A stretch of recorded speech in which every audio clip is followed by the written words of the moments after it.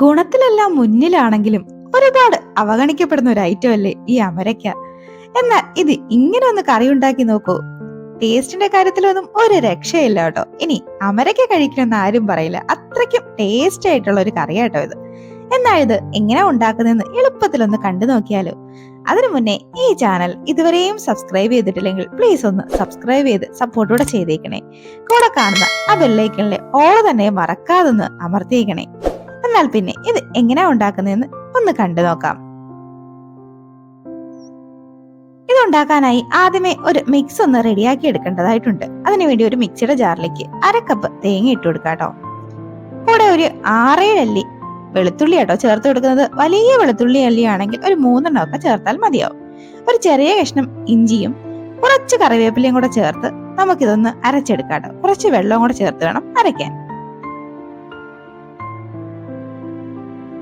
ഈ പരുവം പോലെയൊക്കെ ഒന്ന് അരച്ചങ്ങ് മാറ്റിവെക്കാം. ഇനി നമുക്ക് ഈ അമരയ്ക്ക ഒന്ന് വേവിച്ചെടുക്കേണ്ടതായിട്ടുണ്ട്. അതിനുവേണ്ടി കുറച്ച് വെള്ളം ഒന്ന് അടുപ്പത്തേക്ക് വെക്കാം. വെള്ളം ഒന്ന് തിളച്ചു വരുമ്പോഴേക്കും അതിലേക്ക് നമ്മൾ അരിഞ്ഞു വെച്ച് ഇതുപോലെ നീളത്തിൽ അരിഞ്ഞു വെച്ച അമരയ്ക്ക അങ്ങ് ചേർത്ത് കൊടുക്കാം. കൂടെ കുറച്ച് ഉപ്പും കൂടെ ഒന്ന് ചേർത്ത് കൊടുത്ത് ഇതൊന്ന് വേവിച്ചെടുക്കും. ഇത് വേവാൻ അധികം സമയമൊന്നും ആവശ്യമില്ല കേട്ടോ. പെട്ടെന്ന് തന്നെ വെന്ത് കിട്ടും. ഒരു 3 മിനിറ്റ് കൊണ്ടൊക്കെ ഇതങ്ങ് വെന്ത് കിട്ടും കേട്ടോ. അപ്പോൾ ഇത് അവിടെ ഇരുന്നൊന്ന് വേവട്ടെ. ഇപ്പോൾ ഒരു 3 മിനിറ്റൊക്കെ ഒന്ന് കഴിഞ്ഞിട്ടുണ്ട്. അമരയ്ക്കൊക്കെ ഒന്ന് വെന്തിട്ടുണ്ട്. ഈ പരുവം വരെയൊക്കെ ഒന്ന് വേവിച്ചെടുത്ത് നമുക്ക് ഈ വെള്ളത്തിൽ നിന്ന് ദൂറ്റി അങ്ങ് മാറ്റി വെക്കാം. ഇനി കറി ഉണ്ടാക്കാനായി ഒരു പാൻ ഒന്ന് അടുപ്പത്തേക്ക് വെച്ച് അതൊന്ന് ചൂടായി വരുമ്പോഴേക്കും അതിലേക്ക് ഒരു 1.5 ടേബിൾ സ്പൂൺ വെളിച്ചെണ്ണയാട്ടോ ചേർത്ത് കൊടുക്കുന്നത്. വെളിച്ചെണ്ണ കുറച്ച് കുറയ്ക്കണമെന്നുള്ളവർക്ക് ഇതിലും കുറച്ച് ചേർത്താലും മതി. ഇനി അതിലേക്ക് പൊടിയായിട്ട് അരിഞ്ഞ ഒരു സവാള അങ്ങ് ചേർത്ത് കൊടുക്കാം. കൂടെ കുറച്ച് ഉപ്പും കൂടെ ചേർത്ത് കൊടുക്കാം കേട്ടോ. ഈ സവാള ഇത്ര പൊടിയായി അരിഞ്ഞിരിക്കുന്നത് എന്റെ കഴിവൊന്നും അല്ല കേട്ടോ, ചോപ്പറിന്റെ കഴിവാണ്. ചോപ്പറിൽ ഇതുപോലെ ഒന്ന് അരിഞ്ഞെടുത്തതാട്ടോ. ഇത് അത്യാവശ്യം ഒന്ന് ട്രാൻസ്പെറന്റ് ആവുന്നതുവരെയും ഒന്ന് വഴറ്റിയാൽ മതിയാവും. ഒരുപാട് ബ്രൗൺ നിറത്തിലൊന്നും എത്തണ്ട, ഏതാണ്ട് ഈ പരുവം വരെയൊക്കെ മതിയാവും കേട്ടോ. പിന്നെ ഈ സവാള പൊടിയായിട്ട് അരിയുമ്പോഴേക്കും ഒരു ഗുണമുണ്ട് കേട്ടോ, കറി നല്ല തിക്ക്. സവാള ഇതുപോലെ ഒന്ന് ട്രാൻസ്പെറന്റ് ആയി വരുമ്പോഴേക്കും ഇതിലേക്ക് ഒരു 2 തക്കാളി മിക്സിയുടെ ജാറിലൊന്ന് അരച്ചെടുത്ത കേട്ടോ, അതും കൂടെ അങ്ങ് ചേർത്ത് കൊടുക്കാം. ഈ തക്കാളിയൊക്കെ നല്ലപോലെ ഒന്ന് വഴറ്റി അതിന്റെ പച്ചമണമൊക്കെ ഒന്ന് മാറുന്നവരെയും വഴറ്റിയെടുക്കണം കേട്ടോ. തക്കാളിയിലെ വെള്ളത്തിന്റെ അംശമൊക്കെ ഒന്ന് വറ്റി എണ്ണയൊക്കെ ചെറുതായിട്ടൊന്ന് തെളിഞ്ഞു വരും, അതുവരെയൊക്കെ ഒന്ന് വഴറ്റിയാൽ മതിയാവും. ഞാനിപ്പോ തക്കാളിയൊക്കെ നല്ലപോലെ ഒന്ന് വെന്ത് വന്നിട്ടുണ്ട്, അതിന്റെ പച്ചമുളകൊക്കെ ഒന്ന് മാറി വന്നിട്ടുണ്ട്. ഇനി ഇതിലേക്ക് നമുക്ക് ഒരു പച്ചമുളക് ഒന്ന് കീറിയിട്ടങ്ങ് കൊടുക്കാട്ടോ. ഇനി ഇതിലേക്ക് കുറച്ച് മസാലപ്പൊടികളും കൂടെ ചേർത്ത് കൊടുക്കാം. അതിനായി ഞാനൊരു 1/4 ടീസ്പൂൺ മഞ്ഞൾപ്പൊടിയും ഒരു 1.5 ടീസ്പൂൺ മല്ലിപ്പൊടിയും 1 ടീസ്പൂൺ മുളക് പൊടിയും കൂടെ അങ്ങ് ചേർത്ത് കൊടുക്കുന്നുണ്ട്. അതും ചേർത്ത് പൊടികളുടെ പച്ചമണമൊക്കെ ഒന്ന് മാറുന്നവരെയും ഒന്നങ്ങ് വഴറ്റിയെടുക്കാം. ഞാൻ എപ്പോഴും പറയുന്ന പോലെ തന്നെ ഫ്ലെയിം ഒക്കെ ഒന്ന് കുറച്ച് വെച്ചിട്ടാണ് കേട്ടോ പൊടികളൊക്കെ ഒന്ന് ചേർത്ത് കൊടുക്കാൻ. 1 മിനിറ്റൊക്കെ ഒന്ന് വഴറ്റിയെടുക്കുമ്പോഴേക്കും പൊടികളുടെ പച്ചമണമൊക്കെ ഒന്ന് മാറി വരും.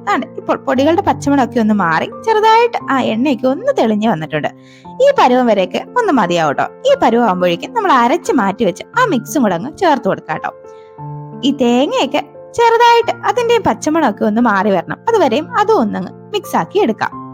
ഒന്നങ്ങ് വഴറ്റിയെടുക്കാട്ടോ. ഒരു 1 മിനിറ്റൊക്കെ ഒന്ന് വഴറ്റിയാൽ മതിയാവും.